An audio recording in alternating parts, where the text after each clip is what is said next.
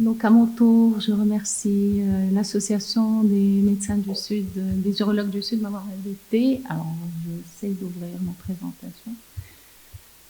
À cette belle journée où, franchement, j'ai beaucoup appris.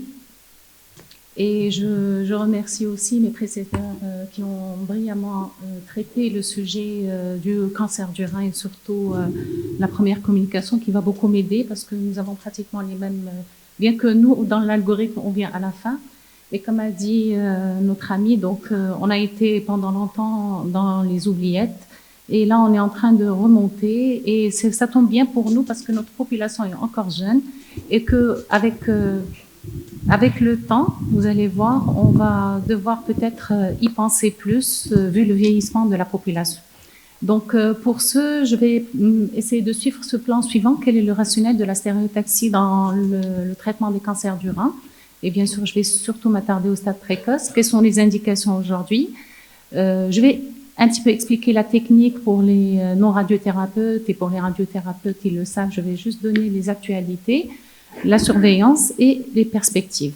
Donc, comme a dit notre ami, pendant longtemps, on a été dans les oubliettes. Pourquoi? Parce que dans les années 90, on a toujours pensé que la radiothérapie n'avait pas de place. Effectivement, elle n'avait pas de place parce que les doses qu'on donnait n'étaient pas assez importantes. Donc, elles étaient autour de 60, 66. Et jamais un cancer du rein ne va être stérilisé avec cette dose. Et il fallait des doses plus importantes pour stériliser le cancer du rein. Quand vous voyez un petit peu les publications des dernières années, notamment en 2024, 2025, ces 4 dernières années, on est devant des flambées de publications, plus de 70 publications chaque année depuis ces 10 dernières années sur la stéréotaxie des cancers du rein. Alors, le cancer du rein, c'est 3% de tous les cancers et il survient au-delà de 70 ans. Notre population va vieillir et nous aussi, on va tendre vers ces chiffres qui vont devenir de plus en plus importants. Et bien sûr, à ces chiffres, pourquoi j'insiste, j'ai mis en rouge, parce que ces patients vont bien sûr être parfois porteurs de comorbidités importantes où les traitements standards ne vont pas pouvoir passer et d'où l'intérêt des autres traitements qui peuvent parfois beaucoup aider. Donc, le plus souvent, la découverte elle est fortuite, donc justement grâce à l'amélioration de l'imagerie abdominale. Et facteurs de risque, vous les savez, tabac, alcool, vieillissement, obésité, hypertension artérielle. On est vers des incidences très élevées dans l'Asie, l'Europe et aux États-Unis, beaucoup moins chez nous. Ça, c'est le registre du cancer du Grand Casablanca, où les cancers urologiques représentent à peu près 5 nouveaux cas par 100 000 habitants, où le cancer du rein chez l'homme représente à peu près, comme vous le voyez, 21%, et chez la femme, 46%. Donc, je vous ai juste mis un petit peu pour situer où on se trouve. Et quand on voit le staging, où on va nous essentiellement avoir une petite place, comme l'a dit notre ami Gendozi, donc on est vraiment à la fin de l'algorithme, c'est essentiellement dans les stades 1, comme vous le voyez dans les standards du NCCN. Alors, il y a eu l'AFU, pendant longtemps, l'AFU n'a jamais mis la radiothérapie dans les algorithmes que cette année. Et le NCCN a commencé déjà il y a 3-4 ans avec, bien sûr, on était catégorie 3 pour les stades 1. Aujourd'hui, on monte à catégorie 2B. Je vais vous expliquer pourquoi, parce qu'on a plus d'évidence-based. Merci d'avoir cité Fast Track. Et s'il y a une étude à retenir pour la radiothérapie stéréotaxique, c'est cette étude. Donc, on va se situer essentiellement dans les stades 1 avec une petite place qui vient bien sûr après l'ablathérapie. On ne parle pas bien sûr du standard qui est la néphrectomie partielle. Totale, comme a dit notre ami, et pratiquement doit être dans les oubliettes parce qu'on a une étude randomisée qui a montré qu'il n'y avait pas de différence. L'active surveillance, beaucoup d'anxiété, et donc c'est pour ça qu'on va rester dans l'ablathérapie catégorie 2B pour l'instant pour ces stades 1. On peut aussi aller au-delà de 7 cm, mais on est vers catégorie 3, donc on est encore moins, on a moins d'evidence-based, et on est comme pour la chirurgie de cytoréduction qu'a dit notre ami, on peut aussi nous y mettre. On a beaucoup d'études en cours et donc peut-être que l'année prochaine, les années après, on va devoir changer ce niveau de preuve pour être un peu plus au-dessus de ce qu'on est aujourd'hui. Alors, comme il a été dit, le standard de traitement des cancers du rein au stade précoce, c'est essentiellement une néphrectomie partielle. Totale est très rare. Les traitements adjuvants ne sont indiqués que dans les T4, N1 au grade et la composante sarcomatoïde. Et donc, parfois, bien sûr, on se retrouve devant des contre-indications, devant des comorbidités cardiopulmonaires, rénales, les sujets âgés pour lesquels on ne peut pas faire de chirurgie. La surveillance tend toujours à une anxiété très très importante et donc on a tendance, et pendant plusieurs années, la radiofréquence et la cryothérapie a pris une place très très importante, mais elle a aussi ses limites parce qu'elle n'est indiquée que pour des tumeurs inférieures à 4 cm. Il faut bien sûr un accès percutané, donc elle reste quand même invasive, il faut une anesthésie et il faut des tumeurs qui sont loin du bassinet et de l'urétère parce que le risque d'hémorragie et de fistule est important. Elle est coûteuse, elle est dépendante de l'opérateur et elle est invasive. Donc, on a quand même 7 critères qui nous limitent l'accès à cette radiofréquence et cryothérapie, d'où la tendance actuelle à la radiothérapie stéréotaxique que je vais essayer d'expliquer. Et dans le but, comme a dit notre ami, contrôle local, toxicité et préservation de la fonction rénale. Donc, on a exactement les mêmes objectifs que a présenté notre ami pour la chirurgie. Donc, historiquement, on a toujours pensé que la radiothérapie dans les cancers du rein que le rein était radiorésistant, mais en fait, c'est un effet de dose. Plus on va donner des doses importantes et plus il n'y a pas de cancer qui est radiorésistant. C'est vraiment lié à la dose. Si on peut donner des doses importantes, on ne peut pas être résistant d'un cancer quel qu'il soit. Et donc, les doses qu'on donnait étaient des doses à rôle palliatif et symptomatique. Et avec les progrès de la radiothérapie, notamment la radiothérapie stéréotaxique, que je vais essayer d'expliquer, on a pu quand même donner des doses qui dépassent 100 Gray au niveau de la tumeur. Donc 100 Gray, bien sûr, elle va stériliser la tumeur, mais bien sûr, pour l'instant, il va falloir prouver ça par des études randomisées et prendre la place dans une RCP, comment introduire la SBRT dans l'arsenal thérapeutique de ces cancers du rein. Donc, la stéréotaxie, c'est quoi? La stéréotaxie, en fait, c'est des multiples faisceaux qui vont se centrer sur la tumeur. Dose très élevée, je vous ai dit 100 Gray, mais le plus important, c'est justement ce gradient de dose autour de la tumeur qui doit baisser. Ici, vous avez la tumeur avec 100 Gray au milieu, ou plus, et tout autour, juste tout autour, on doit descendre à plus de moins 50% de la dose. Donc, c'est ça ce que fait justement cette technique de radiothérapie stéréotaxique. On arrive à concentrer la dose et à réduire la dose au niveau de tout ce qui entoure le rein ou un autre organe. Donc, c'est ça le principe de la radiothérapie stéréotaxique. Beaucoup de doses, plusieurs faisceaux et un gradient de dose. Donc, tout ça, ça se fait bien sûr avec des appareils adaptés, avec une technique adaptée, avec une préparation adaptée et bien sûr avec une formation adaptée. Et vous savez, aujourd'hui, maintenant, on est à la 3e formation de la stéréotaxie à l'échelle nationale, sans compter les gens qui sont déjà formés à l'extérieur, où cette technique devient maintenant de plus en plus courante, en tout cas dans les autres localisations et pourquoi pas dans le rein. Alors, le principe n'est pas du tout le même entre la radiothérapie stéréotaxique et la radiothérapie conventionnelle. Ici, dans la radiothérapie conventionnelle, on donne beaucoup de fractions. Pourquoi? Pour essayer d'avoir ce phénomène de repopulation, réoxygénation, pour laisser le temps aux tissus normaux de se réparer. Par contre, dans la radiothérapie stéréotaxique, ce qu'on cherche, c'est un dommage direct, un dommage vasculaire et une réaction immunitaire, d'où l'intérêt que je vous expliquais tout à l'heure, que l'association radiothérapie-immunothérapie est quelque chose de très... qui vont beaucoup ensemble. Alors, cette radiothérapie pour les non-radiothérapeutes, elle peut se faire par des appareils dédiés ou des appareils non dédiés. Les appareils dédiés, c'est exactement comme le robot que vous avez. Nous aussi, on a un robot en radiothérapie qu'on n'a pas encore au Maroc et qu'on espère qu'il va aussi rentrer dans cette année ou l'année prochaine. Donc, c'est ce qu'on appelle le CyberLab, qui est vraiment un appareil dédié pour la radiothérapie stéréotaxique. Et vous avez tous les appareils non dédiés, c'est tous les appareils que vous avez un peu partout au Maroc, les accélérateurs linéaires.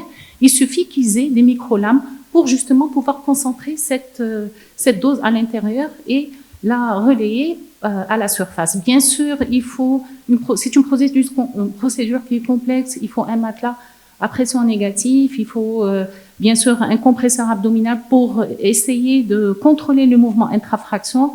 On met aussi des fiduciaires à l'intérieur du rein et on injecte et on fait un scanner 4D. Et nous, en tant que médecin, on va contourer. Le scanner 4D, c'est un scanner qui va donner le mouvement respiratoire parce que le rein bouge beaucoup. Donc, il nous faut ce mouvement respiratoire du patient. Donc, on fait un scanner avec une respiration normale et nous, on va contourer pendant toute la phase de la respiration et on crée ce qu'on appelle un ITV, c'est-à-dire un volume qui prend en considération la respiration du patient. On va rajouter 5 mm autour. Ça, c'est pas nous, ce sont les recommandations de la Société internationale de radiothérapie stéréotaxique qui le dit. Et on n'a pas de consensus pour la dose pour les radiothérapeutes. On fait une fraction pour des tumeurs inférieures à 4 cm et on fait 3 fractions pour des tumeurs qui sont au-delà de 4 cm. On peut même faire 5 fractions. Le but, c'est d'avoir 150 degrés à l'intérieur de la tumeur et 100 degrés autour de la tumeur. Donc, des doses extrêmement importantes qui vont stériliser la maladie. Ça, c'est exactement les mêmes recommandations de l'ICRS et les recommandations du NCCN.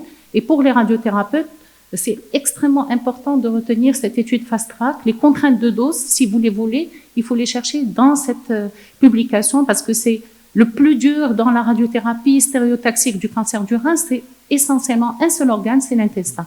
Parce qu'il est très très proche, c'est l'organe le plus fragile à la radiothérapie et il est très très proche du rein. Et c'est celui où on doit vraiment être très très vigilant pour essayer d'éviter des ulcères qui peuvent survenir à la suite de cette radiothérapie.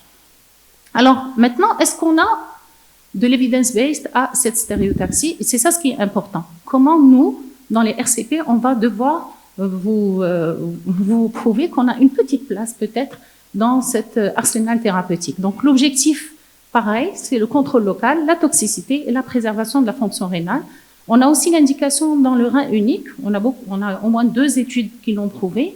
Et qu'en est-il de la maladie métastatique, comme la cytoréduction, comme la néphrectomie de cytoréduction, pareil pour nous, la stéréotaxie dans le cadre de la maladie métastatique. Alors, je ne vais pas vous dire toutes les études qui ont été jusque-là publiées, mais cette publication de Dr Ben Sahila, de French Journal of Urology de cette année, a résumé à peu près toutes les études dans ce sens. Et là, vous avez des études, les premières études, c'était des études sur un échantillon de patients qui étaient très peu élevés, 28, 11, ne voyez pas celle qui est au milieu parce que c'est une méta-analyse, 16 et 13 patients, avec un âge qui était bien sûr tous des patients inopérables, avec un âge qui était en moyenne au-delà de 70 ans, une taille petite, donc 4 cm en moyenne. Et l'étude qui est la plus importante ici, c'est l'étude de SIVA, c'est l'étude Fast Track, que je vais détailler parce que c'est pour moi l'étude la plus importante et avec laquelle on peut nous placer aujourd'hui. Et c'est comme ça qu'on est monté à catégorie 2B, c'est grâce à cette étude. C'est une étude phase 2 multicentrique qui a quand même, cette fois, on a plus de 70 patients. C'est peut-être pas beaucoup pour les chirurgiens, c'est énorme pour les radiothérapeutes. Toutes les études au début étaient autour de 11, une vingtaine. C'est la première étude où on inclut plus de 70 patients, avec une taille cette fois qui dépasse 3 cm. On est vers le 1B et des médianes de survie. Aujourd'hui, on est à 5 ans et je vais vous présenter l'update de cette étude. Et là, vous voyez le contrôle local. Toutes ces études tendent vers des contrôles qui avoisinent les 95%, voire pour l'étude de SIVA, 100% à 5 ans. Alors, comment on fait, bien sûr, cette évaluation? C'est selon les critères de RECIST, mais aussi une des études a même exigé une biopsie à 1 an pour voir si on avait encore des cellules invasives ou pas. Ce n'est pas du tout dans les standards actuels. Il suffit d'avoir, bien sûr, une réduction du volume tumoral de 4 mm à 6 mois, puis à 1 an. Tout ça, c'est des choses qu'on essaye de mettre dans les recommandations parce qu'elles arrivent doucement. Et là, on a 3 méta-analyses dans la même publication. La première méta-analyse de Corée en 2019 et les 2 dernières méta-analyses, toujours de Monsieur Siva. C'est quelqu'un qu'on a reçu au Maroc. C'est vraiment un grand radiothérapeute spécialisé dans la stéréotaxie du cancer du rein. Et dans sa dernière méta-analyse, il a inclus plus de 800 patients. Donc, on a quand même des patients qui sont traités par stéréotaxie. Et là aussi, on a d'excellents résultats sur le plan contrôle local, 94% de contrôle local à 5 ans dans cette publication très très récente de cette année. Alors, qu'en est-il de la préservation de la fonction rénale? Là aussi, bien sûr, nous aussi, le but est de ne pas justement aller au-delà de 7 millilitres par minute. Et là, vous voyez, toutes les études ont montré qu'il y avait une petite diminution du débit de filtration glomérulaire qui est entre 5 jusqu'à 17 ml, toutes sans exception, que 3% des patients qui ont eu besoin de la dialyse. Et Quand est-ce qu'on a vraiment besoin de la dialyse? C'est bien sûr en fonction de la taille et du siège où on a fait cette stéréotaxie.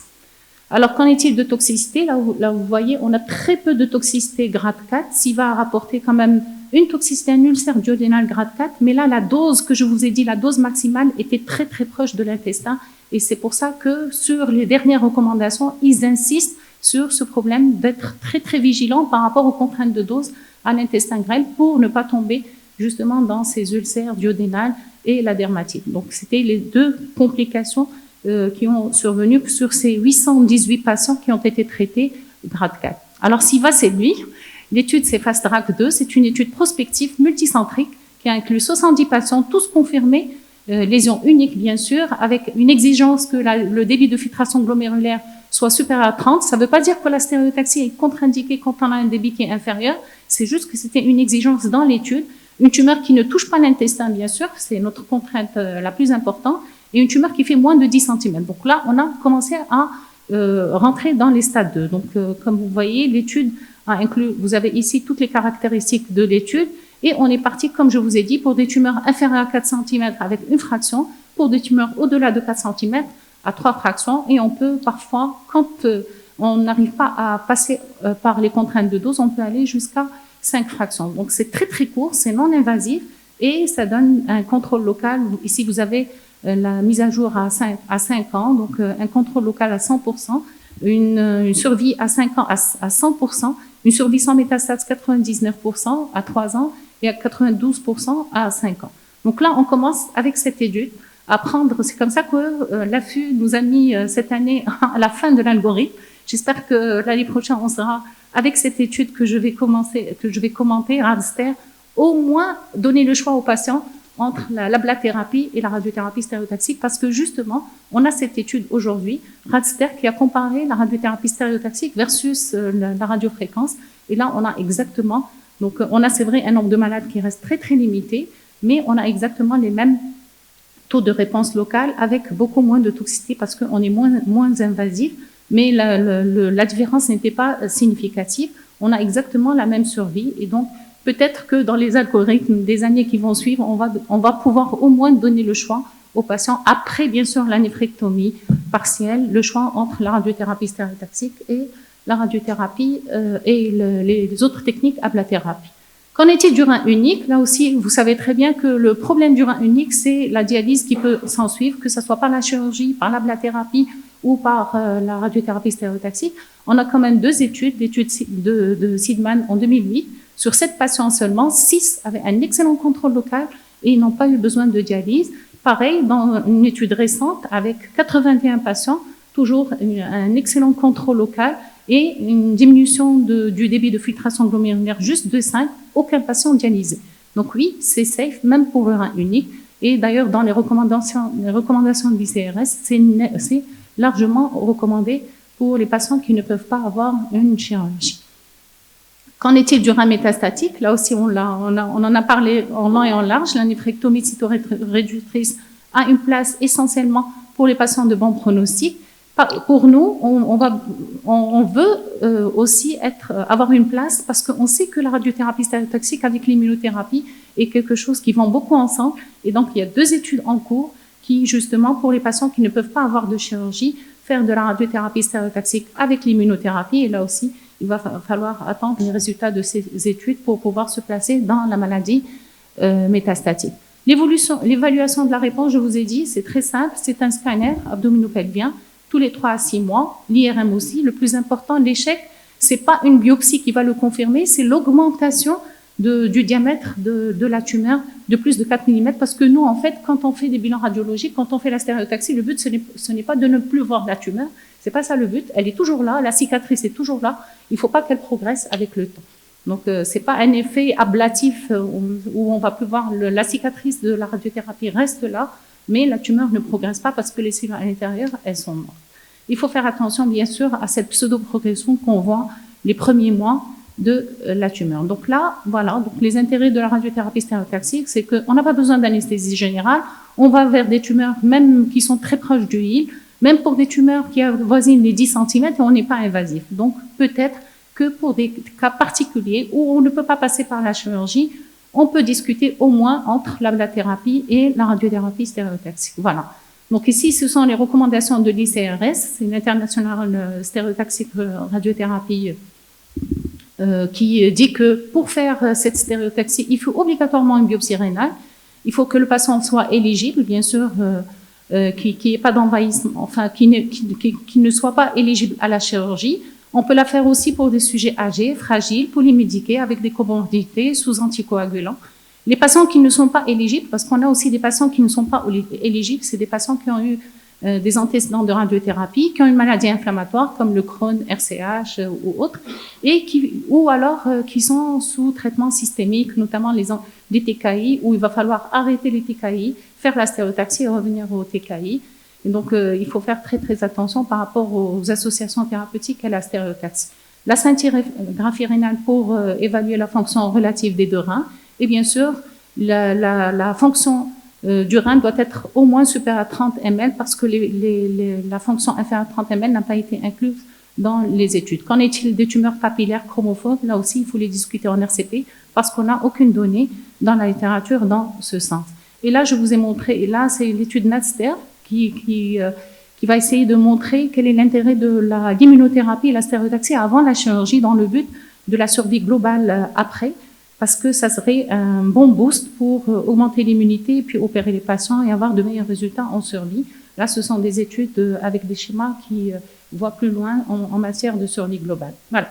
Je termine pour dire que la stéréotaxie est le traitement de choix des patients qui ne sont pas chirurgicaux avec une taille supérieure à 4 cm, même proche de l'urtère. C'est une technique qui est nouvelle, qui reste satisfaisante en matière de contrôle local, de survie globale. Les études prospectives, les méta-analyses l'ont prouvé, que l'ICRS a au moins a répondu au moins à 4 questions extrêmement importantes pour les radiothérapeutes. C'est le fractionnement, c'est la biopsie qui n'est pas systématique après traitement, c'est la radiothérapie SBRT qui est safe pour les tumeurs solitaires et que le suivi est très simple. Il peut se faire juste par scanner thoraco-abdominopelvien tous les 6 mois. Et bien sûr, ça préserve le parenchyme rénal. Je vous remercie. Merci beaucoup, madame.